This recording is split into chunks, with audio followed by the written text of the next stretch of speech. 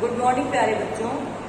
आज हम हमारी गद्य खंड में पाठ 2 बाल गोविंद भगत को संक्षिप्त रूप में पुनः समझेंगे।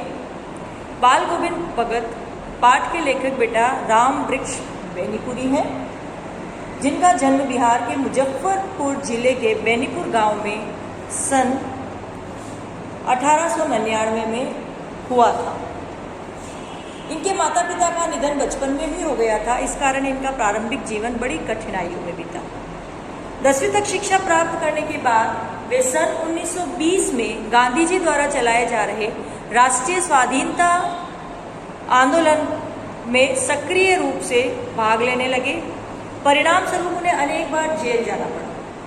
बेनीपुरी जी ने आजीविका के लिए पत्रकारिता एवं साहित्य लेखन को अपनाया। उनका देहावसान सन 1968 में हुआ।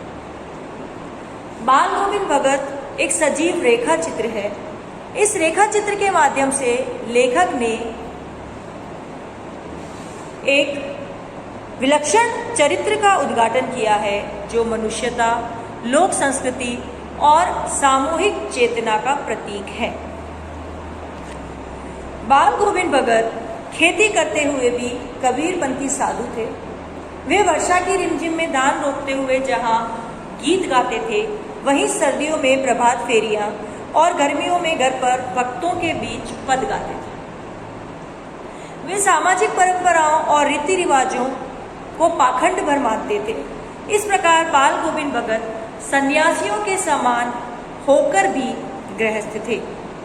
प्रस्तुत रेखा चित्र उनके माध्यम से ग्रामीण जीवन की एक सजीव झांकी हमारे समक्ष प्रस्तुत करता है। इस पाठ का सार कुछ इस प्रकार है बेटा। बाल गोविंद भगत का व्यक्तित्व, सबसे पहले हम उनके व्यक्तित्व के बारे में समझेंगे। बाल गोविंद भगत मझोले कद के, मझोले मतलब बेटा ना तो बहुत ज्यादा टॉल और ना शॉर्ट, मीडियम हाइट है ना, मझोले कद के गोरे चिट्टे आदमी थे। उनके चेहरे पर चमकती सफेद दाढ़ी थी। कपड़े बिल्कुल कम पहनते थे। सिर पर कबीरपंथियों की एक कनफटी टोपी रहती थी, है ना बेटा, यहाँ तक, और कानों पर ऐसे यू कर्व उनका वो करा हुआ, ठीक है, इस तरह की वो टोपी पहनते थे। जाड़े में काली कमली, काले कलर की कंबल ओढ़ लेते थे। मस्तक हमेशा चमकता रामानंदी चंदन और गले में तुलसी की माला रहती थी। बहुत बार आ जाता है बेटा कि उनके व्यक्तित्व का चित्रण कीजिए तो आपको उनकी वेशभूषा और चरित्र चित्रण आता है, तब उनके चरित्र, उनके व्यवहार के बारे में बताना होता है, ठीक है। बाल गोविंद भगत साधु थे, फिर भी वे पूरी तरह गृहस्थ। लेखक ने उनके बेटे बहू को देखा, थोड़ी सी खेती और साफ सुथरा उनका मकान, ठीक है, कि उनके बेटे बहू भी थे, वो खेती भी करते थे, कबीर को भी मानते थे और कबीर के बताए हुए नियमों पर चलते थे। इस प्रकार वो गृहस्थ होते हुए भी एक साधु के समान थे। वो सच्चे साधु थे। बाल गोविंद खेती बाड़ी करते हुए साधु थे। वे कबीर को साहब मानते थे और उन्हीं के गीतों को गाते थे, उन्हीं के आदेशों पर चलते थे। वे दो टूक बोलने में संकोच नहीं करते थे और कभी भी किसी की चीज को काम में नहीं लेते थे। उनकी हर चीज साहब की थी। इसी से खेत में जो कुछ भी पैदा होता था उसे अपने घर से 4 कोस दूर स्थित एक कबीर मठ में ले जाते थे। वहाँ सब कुछ भेंट कर देते थे और वहाँ से जो प्रसाद के रूप में उन्हें प्राप्त होता था उसी से अपने घर का गुजारा करते थे। मस्त गायक थे भगत। लेखक बाल गोविंद भगत के मधुर गीतों पर अत्यंत मुग्ध थे। आषाढ़ की रिमझिम वर्षा में जब लोग धान की रोपाई करते हैं, धान बेटा चावल, धान की रोपाई करते थे तो भगत अलमस्त होकर गाया करते थे। वे स्वयं एक एक पौधे को रोपने चले जाते और भक्ति गीत का स्वर ऊंचा उठता जाता। उनके गीतों से बच्चे, औरतें, हलवाहे आदि सभी झूमते हुए एक विशेष क्रम में अपना काम करते हुए तन्मय हो जाते सब, और उनके संगीत का जादू चलने लगता कि जैसे जैसे उनका संगीत तीव्र होता जाता, लोगों की उंगलियों को काम करने की गति भी तेज होती जाती। वे झूमते गाते मस्त होते अपने कार्य को एक लय और ताल में करने लगते। भादों की रात में भक्ति गीत, ठीक है, सावन के बाद जो भादों का महीना आता है। भादों की अंधेरी रात में मूसलाधार वर्षा के थमते ही भगत की खंजड़ी डिमक डिमक कर उठती। खंजड़ी एक वाद्य यंत्र है बेटा, है ना। और वे गाते, गोदी में पियवा चमक उठे सखिया चिहक उठे ना। यह अकस्मात चमकने वाली बिजली की तरह सभी को चौंका देता था।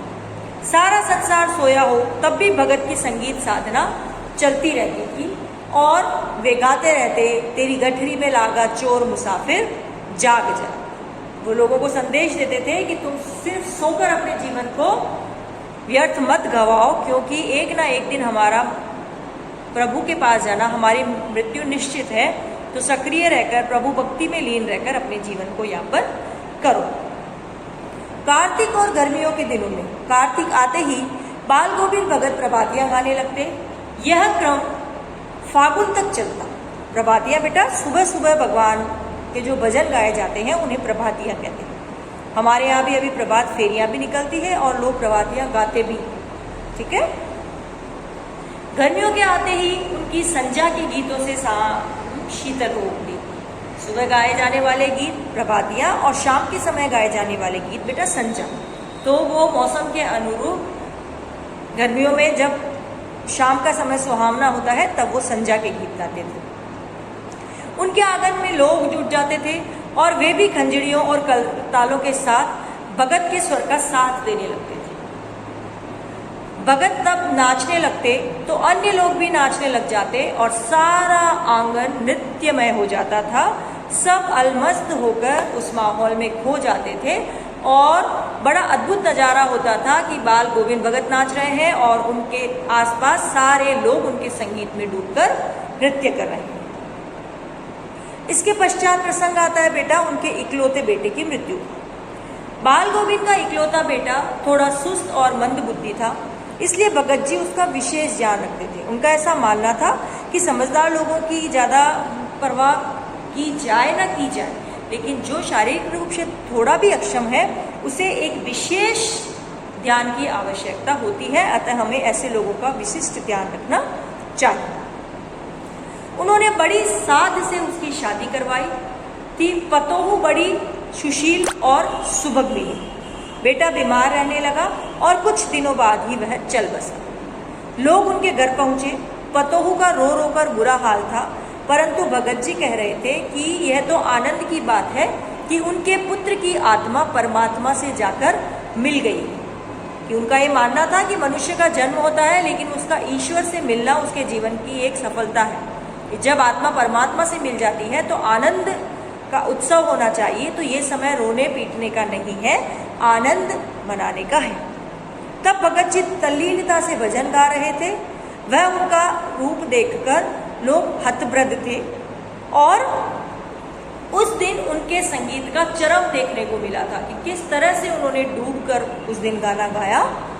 ये उनके संगीत की चरम स्थिति को बताता है। बहू को पुनर्विवाह का आदेश भी उन्होंने दिया। बेटे के क्रियाक्रम में भगत जी ने तूल नहीं किया। बेटे को आग भी पतोहू से ही दिलवाई। जहाँ पर पुरुष प्रधान समाज है और महिलाओं को शमशान जाने की इजाज़त तक नहीं होती, ऐसे समाज में भगत जी ने अपने पतोहू के द्वारा अपने बेटे को मुखाग्नि दिलवाई। श्राद्ध की अवधि पूरी होते ही भगत ने बहू के भाई को बुलाया और आदेश दिया कि इसकी दूसरी शादी करवा दी जाए। पुत्रवधू उनके साथ रहना चाहती थी क्योंकि वह उनकी चिंता करती थी। वह संस्कारी बहू थी। उसका मानना था कि भगत जी बाद में अकेले रह जाएंगे और भगत जी की सेवा करना उसका कर्तव्य है। परंतु भगत जी का आदेश अटल था। उन्होंने अपने पतोहू को इतना विवश किया कि उन्हें उनका आदेश मानना पड़ा और वह वहाँ से चली गई। भगत जी की मृत्यु। भगत जी हर वर्ष 30 कोस दूर गंगा स्नान करने जाते थे। वे पैदल ही खंजरी बजाते जाया करते थे और 4-5 दिन की यात्रा में बाहर का कुछ नहीं खाते। लंबे उपवास से इस बार जब वे लौटे तो उनकी तबीयत कुछ सुस्त सी थी। उन्हें थोड़ा बुखार आने लगा, किंतु उनका जो नियम था नित्य कर्म का वो उन दिनों में भी नहीं टूटा।